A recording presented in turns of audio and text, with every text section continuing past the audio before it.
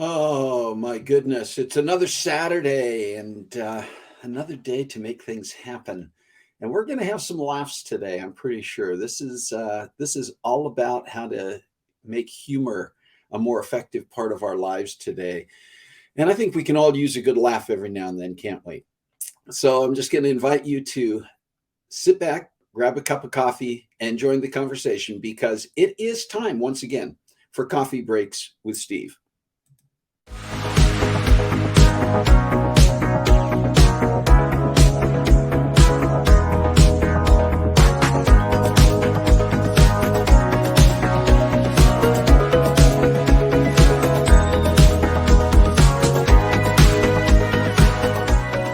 I want to introduce our guest.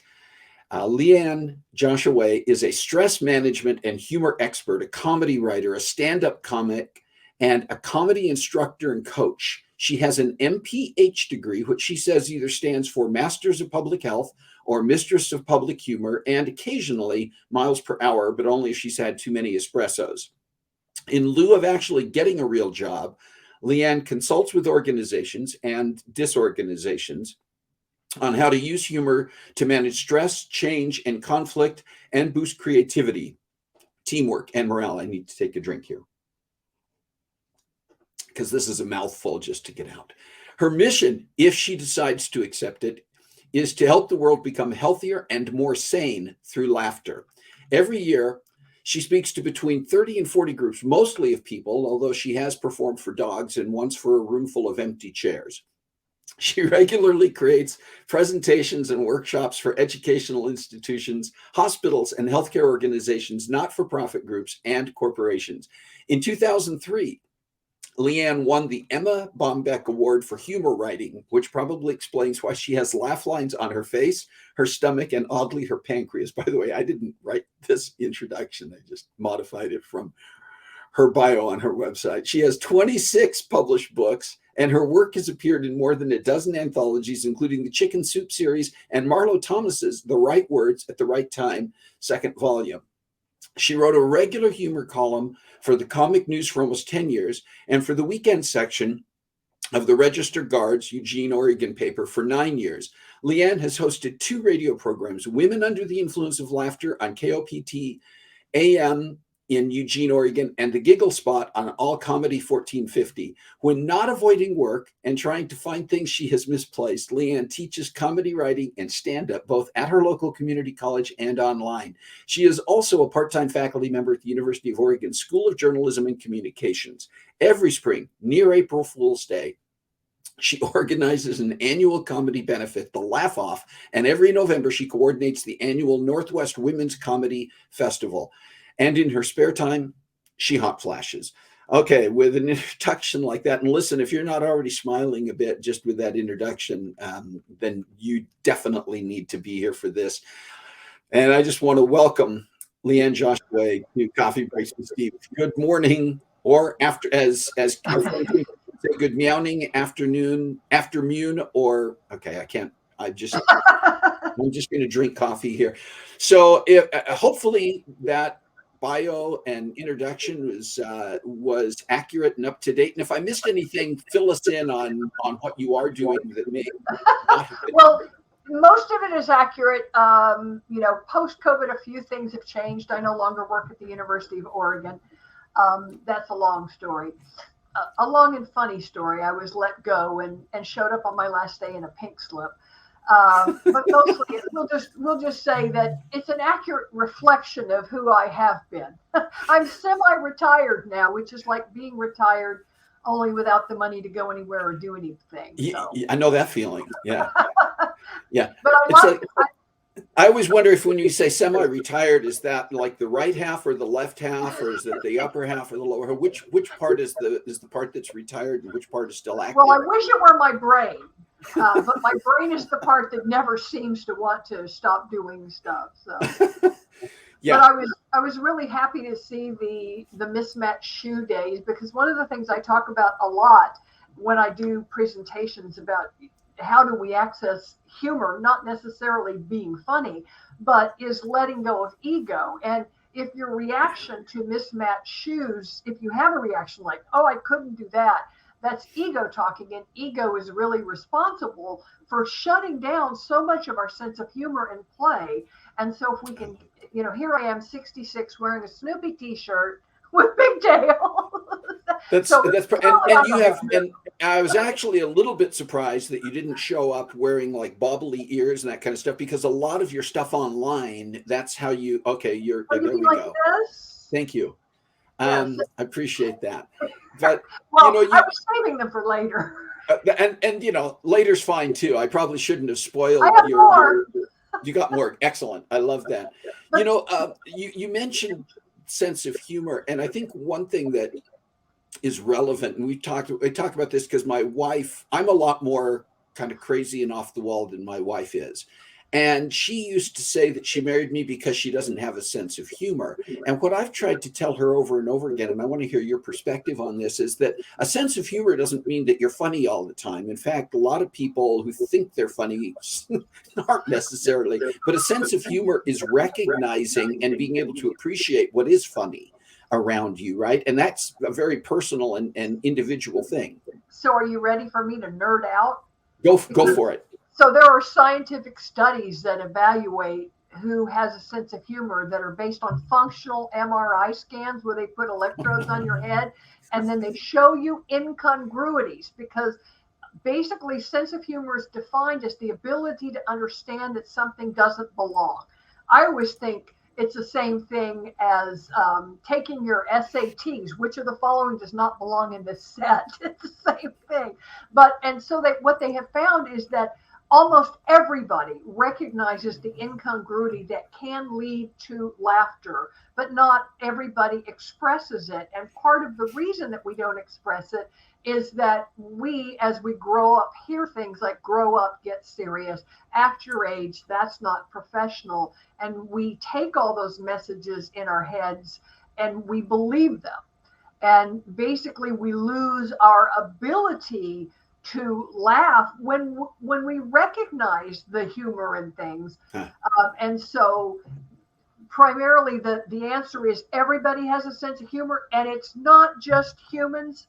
They have studied over 150 species, and sense of humor and play are an integral part of the mental health, social bonding, and ability to survive of numerous species. If you've ever had a dog, they have a sense of humor. I have koi fish. My koi fish have a sense of humor and play. I can tell when they're happy. I can tell when they express that. But as human adults, we get told that we're supposed to, I don't know if you remember, but that first year you didn't go trick-or-treating because there was pressure on you to grow up and you're too old, you're too tall.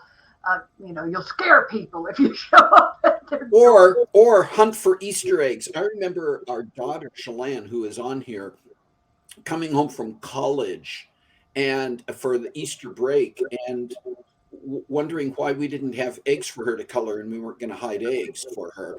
And so we ran to the store and got the eggs and got the dye and did all of that.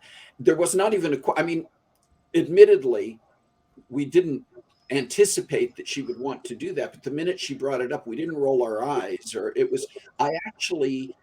did my heart good for her to say, I still want to do that.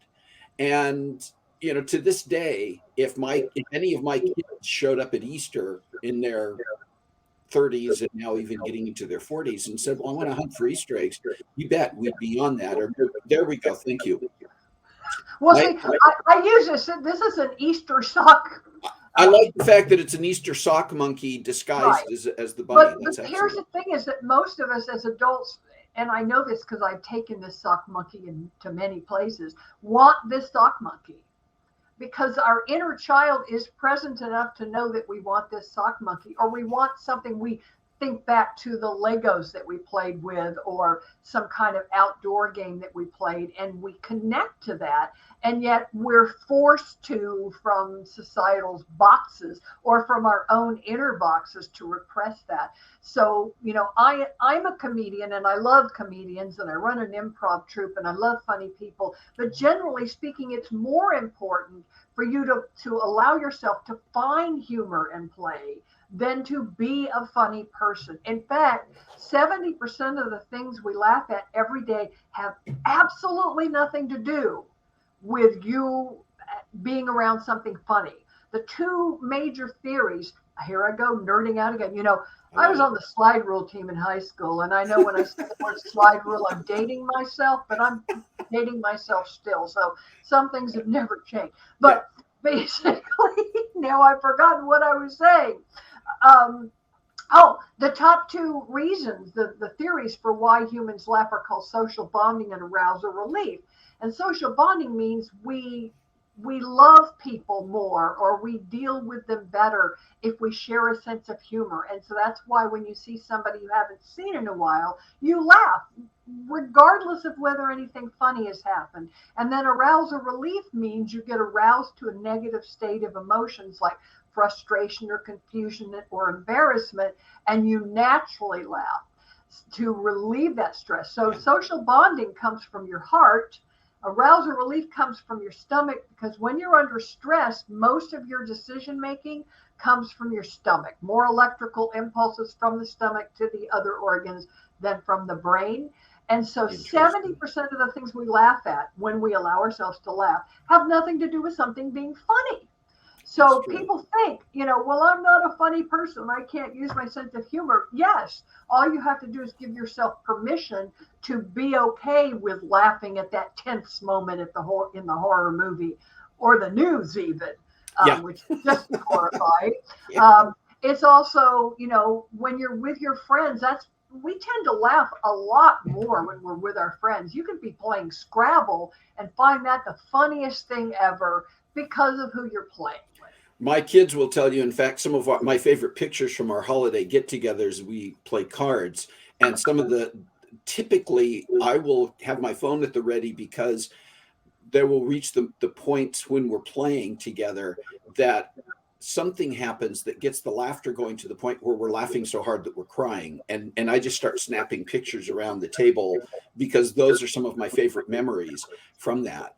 You talked about nerding out about this, but this was also, you didn't start off in your life and career. You refer to yourself as the accidental comic, which I love.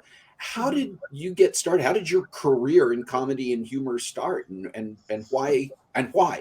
So I was the wellness coordinator at a major university in Texas. And I'd been doing that for 10 years, and I was getting bored, because wellness is basically telling people what to do. Don't eat this, don't smoke that. Basically, that's, you need to lose some weight. Things that are good for people's health, but they don't want to hear.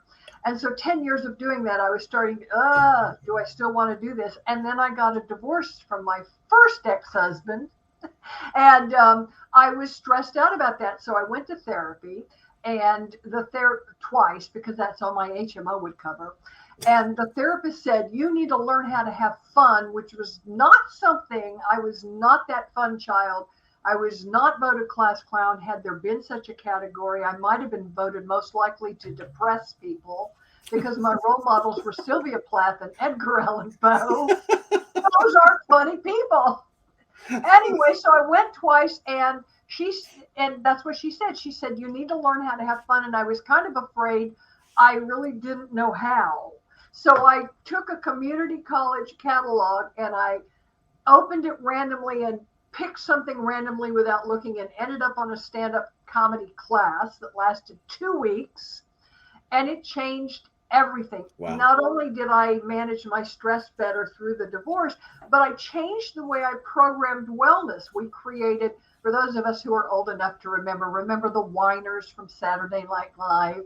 They had diverticulitis. Well, we created a group of people who went from school to school at at our university and whined about why they couldn't work out or why they needed to smoke. And all of our participation rates went up. So it was purely an accident. In fact, my old college roommate, when she found out what I'm doing, she said, "Are you sure this is you?" Because she didn't believe it was the same person. That's great. I I also think about the fact that, you were talking about ego and avoiding things like mismatched shoe day. And I mean, I'm not bragging on myself, but it just that actually puts something in perspective for me, Leigh Anne, because many of the people on here who are watching right now will tell you, first of all, I do have a thing about my socks. I get it started off accidentally. It was a Christmas gift thing several years ago where we got matching socks for the grandkids and me, the grandsons and me. And they were pretty tame. They had a little bit of a pattern on them. Well, since then, either people have gifted me or I've gone out and found my own socks that are really, in many cases, pretty bright and crazy patterns. And Okay, then the wait. key is, can I You didn't want to match? show yours, but Okay, I'm doing it then. If you're doing it, I'm doing it. If I can get my foot up that high. There we go. excellent. But I'm not doing that as a out of the ordinary. And I got to put my shoe back on. Be funny. That's my day today. And then the key is you'll notice that was a green themed pair of socks. I will typically pick the socks first and then match the rest of my outfit to the socks. And at Christmas time, I not only have a lot of Christmas themed socks, I have a bunch of very loud, bright Christmas themed shirts that and jumpsuits and onesies that my wife will only let me appear with her in public in a certain number of those. But she can't stop me from posting them on Facebook. And again, it's helpful for you to classify that as putting aside ego, because there's always a part of me that goes, yeah, sure, I'm going to look silly doing this. So that's ego talking. That's the ego part. Anytime you hear the word silly or stupid or embarrassing, and that is not to say that ego is always bad or that we all should be as silly as each other. We need filters. One of the things I've done in my smaller workshops is, if people are at a point where wearing funny socks is a lot, then I encourage them to wear funny underwear, to do something that and then move up to something being more visible, like something as simple as wearing a bright colored lei will get people talking. And when you talk to people, social bonding kicks in. Yes. As long as you're being reasonable with one another. And so I remember I did a workshop for a bunch of seniors, of which I am one. And a man and his wife were in there, and he said, I love everything you're saying, but I have been so depressed for such a long time. I just don't seem to be able to access my sense of humor at all. And I noticed that 3 days in a row, he wore gray sweatpants and a gray sweatshirt. And I said, do you own anything that's not gray? And would you be willing to wear it to class next time? And he and his wife both showed up in Hawaiian shirts together. Okay. And I just said, how do you feel today? And he says, I feel better. And I said, it can be that simple. Well, let's talk about that for a minute, about why humor and laughter and that part of our system is actually beneficial to our health. I mean, physical, emotional, mental, there's so many ways that is salubrious and helpful to our lifestyle. Just talk about that aspect of humor and laughter for a minute. Okay, so, this is one of my favorite parts because it is the nerdy part again. So basically, regular laughter. And so basically, most of us don't engage in regular laughter. So I'll get to that in a moment. But regular laughter enhances your immune system. One of the things that I did during COVID was little mini videos to try to get people to continue to laugh during lockdown. because you don't want to lose the physical benefits. So it enhances your immune system. It improves your cardiorespiratory system. While you're laughing, your heart rate and your blood pressure actually go up. But after you've laughed, they are statistically significantly reduced for up to 2 hours. And if you have high blood pressure, there are studies that show that regular laughter can reduce your blood pressure better than salt restriction. Big study in Japan that showed that. Laughter puts more oxygen back into your brain. If you've been sitting for about 6 hours, the majority of your blood and oxygen are in your rear end, and you probably don't want to think from that part of your anatomy. I'm just guessing here. And so one of the most, because it's the law of gravity, it's not the guidelines of gravity, it's the law, and anything with mass travels south. And so one of the most effective ways of moving your oxygen back into your brain and being more creative and productive and able to deal with people. I know my peopling is worse in the afternoon because I don't have the oxygen. So laughter physiologically moves that oxygen. It's been shown to be more effective in dealing with depression and anxiety than group therapy. The problem is once you're anxious or depressed, it's hard to find anything funny. So that's why it's really important to use your humor skills on a regular basis to keep yourself from sinking. Yeah. My personal favorite benefit of laughing has to do with the idea of belly laughing. And so basically mine, get ready, sounds like this.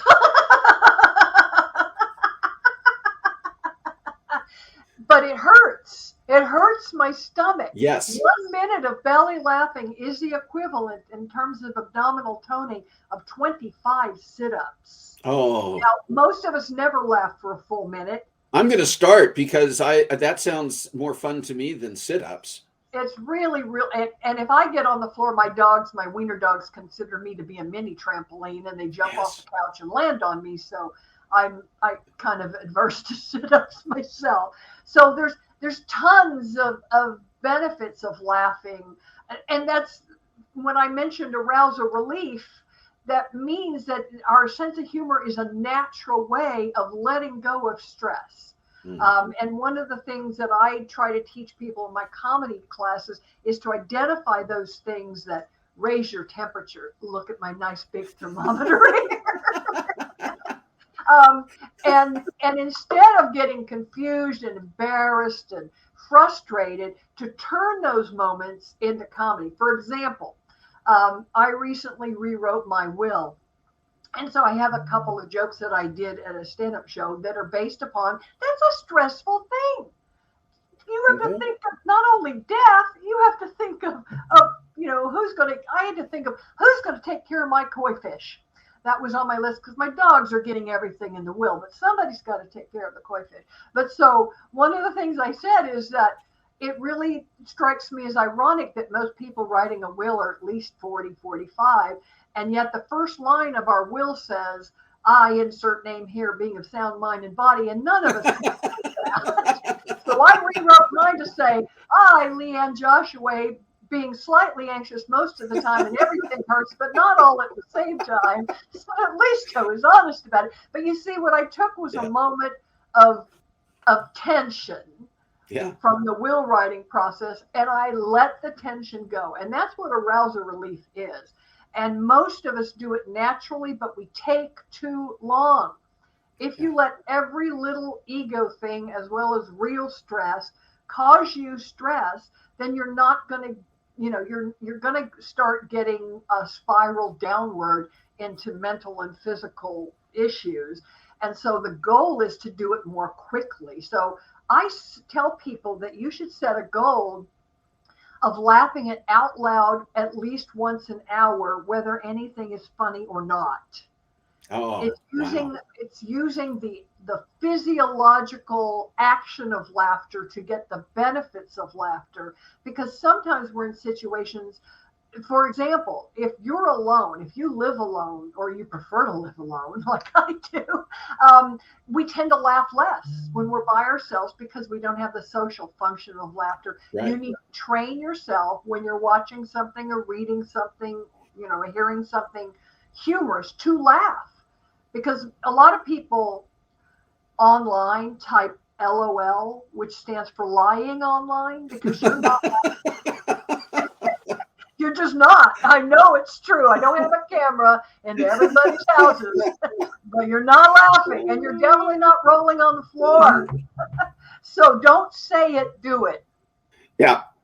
Yeah, I love that, and all of that, and it's going to take us to a couple of other things here because I can already see that we're gonna run out of time before we run out of things to talk about here. But I um, told you. I know, which means that you're going to have to come back at some point. That's always my fallback when we get to talking so much. Oh, we ran out of time. Well, I guess you're going to be back on coffee breaks at some point. Um, you have added words to the dictionary on your own. What are what are some of your dictionary words that you have created, and where did that come from? The only one that pops into my mind right away is liposucker. Because there are some people, when they walk into the room, they suck the life out of the room. And so I have advice about that too. So we need to spend less time with liposuckers and more time with people who recharge our batteries. It's like, consider yourself a cell phone. You got to plug yourself in and recharge. And liposuckers are like taking too many photos in live function on your iPhone. You're going to run out of battery soon. And so a lot of people say, well, I have this person in my life who is a liposucker. What do I do about it? You don't do anything about them except be a role model. You take care of yourself so that you're recharging your battery, so that in the time that you have to spend with somebody who is an energy vampire or a liposucker, that you have enough energy to give to them. I was in a situation during COVID where one of my really good friends, who is a very fun and funny person, had a mental break. And I was there for her because she's a really good friend, but it was really draining me and I was not getting enough. And so I built up a system so that I would get enough recharging from people. Basically, the best thing you can do in life is make funny friends, because social bonding is vital to mental and physical health. We have to have a network. We have to have people we can count on. And if you can also laugh with them, you're doing yourself multiple benefits. I love So that. just make funny friends. I'm lucky because I've taught comedy for such a long time. When I met funny people, I would just stalk them until they caved in and agreed to be my friend. And it was worked really well for me. Like Rick. Rick is a friend of mine, and we share funny things online. And Rick was in my very first comedy class in Eugene. In fact, he allowed me to teach that class in his office. Wow. So we Nice. go back a very long way. But you need, like, one of my funny friends is a guy named Nick. He moved to Florida from Oregon, and he said, the cockroaches are so big here, I glued 2 of them together to make a coffee table. The only problem is now when I turn the light, it runs under the refrigerator, which is so true. I've lived in Florida and Texas, and the cockroaches are huge. Oh my gosh. Hey, before we run out of time here, somebody's already mentioned, I mentioned it in the introduction, and I think Carla mentioned on here that people need to read your books. Where can they find out more about Leigh Anne Jasheway? So my website is the best place to go. It's accidentalcomic.com. Ooh, look at that. Look how young I look. I know, my pictures too. And by the way, not only do I have old pictures that make me look younger, I've found these great filters online that work with current pictures too. Yeah, I no longer care what I look about. It's just like, that was what I looked like. I looked great. But so there's a section there where you can find out about my books. Most of my books, the easiest way to get them is from me. I don't do Amazon, even though you can find my books on Amazon, but because I don't do them, a lot of them are like, when a book is hard to get, they price it like $485 or something. Yeah. Don't do that. You can get them from me. Some of them are available at libraries. Some of them are available at Barnes and Noble. So it just depends, because some of them are self-published and some of them are published by major and then minor publishers, and that depends on whether bookstores carry them. But they're all there.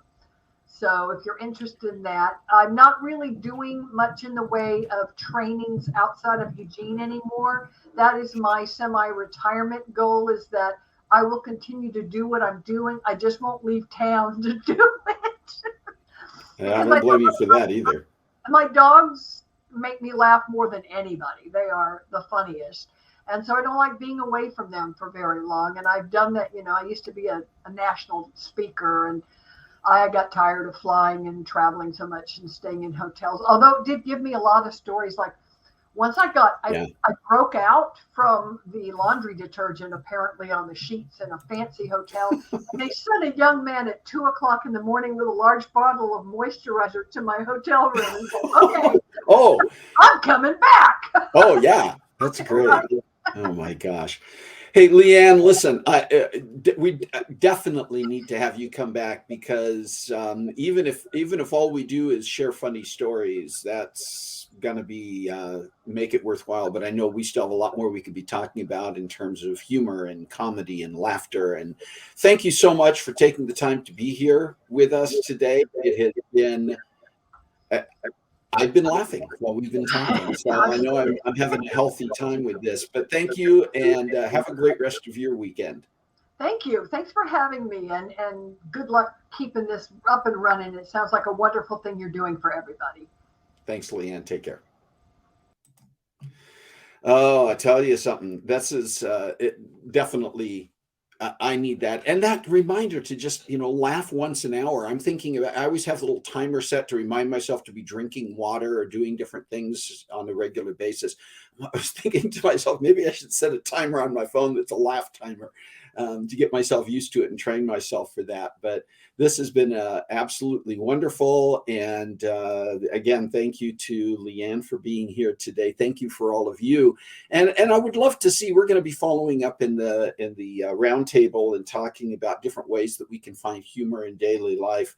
But I just want to thank all of you for being here. Share your funny stories. That's always worthwhile as well. A few things coming up before we end the show today. They're coming up in the next few weeks. Next week, another author and speaker who's going to join us, Dr. Patrick Jinks, who is an expert on organizational development, but also an expert on leadership. And we're going to be talking about the fact that leadership isn't just something that happens when you are a CEO in a corporation or a manager at a business. Leadership is for everyone. And so we're going to talk about how we exercise and practice and recognize in ourselves our own leadership situations and skills, and talk a little bit more about that next week. And then yet another author the week after that, Eve O. Schaub, who has written several books. And we're going to be talking about her most recent book, which was just released in the last week or so, called Year of No Garbage. And it talks about her own experience with her family in making a decision to, for an entire year, do away with waste, do away with garbage, do away with getting rid of, and how do we manage to have a household that is using things that are reusable. And what she discovered along the way, not only in terms of the impact on their family, but what she learns about scientific issues having to do with waste management and even recycling, and what we don't know that's happening to a lot of the things that we even think we're recycling. So Eve will be on here in a couple of weeks. And then in 3 weeks, we're going to be talking. It's going to be great, just as almost as a follow-up, although it's accidental that it's that way, but a follow-up to today's conversation. We're going to be talking about play and why play is important, not just for kids, but for adults.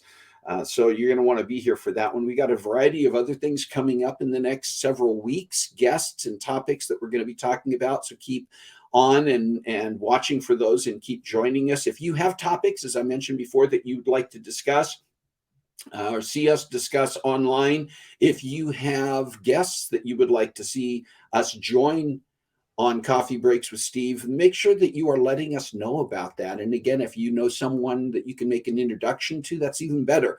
Just works a little bit better if you can let them know that you know me than if I'm just reaching out. Although, we've had some great guests come on here that I just took the risk of reaching out to, and they were like, sure, I'll come on Coffee Breaks with Steve. So I'm not, talk about putting aside ego, I'm not embarrassed to ask people to come on here, but I appreciate your input on this. This is our mutual virtual coffee table. So please do that. And just a reminder as well that you can find us as well as being on Facebook. Some of you may be tuned in today on YouTube, but you can find us on YouTube both live and after the fact, as well as on several of the podcast sites afterwards. Spotify, Apple, and Google Podcasts. And that's another place that you can refer people to if you're wanting to share an episode or more than one episode of Coffee Breaks with them. Okay, listen, once again, thank you for being here. Thank you for taking the time to join us and to be let us be part of the weekend and be a part of my weekend. That's important. I just want to remind you, as Leigh Anne was talking about, that laughter is fantastic medicine. And we do face a lot of things in life. We face a lot of trials. We face a lot of things that can bring us down, and we see it happening around us. But you know what? I think laughter is one of those things that we can integrate into what we're doing in order to not only make our own lives better, but make life better for those around us. So please do find a way through laughter and whatever other tools you have to make a difference in your world this week. God bless you. Have a great week. We'll see you next time.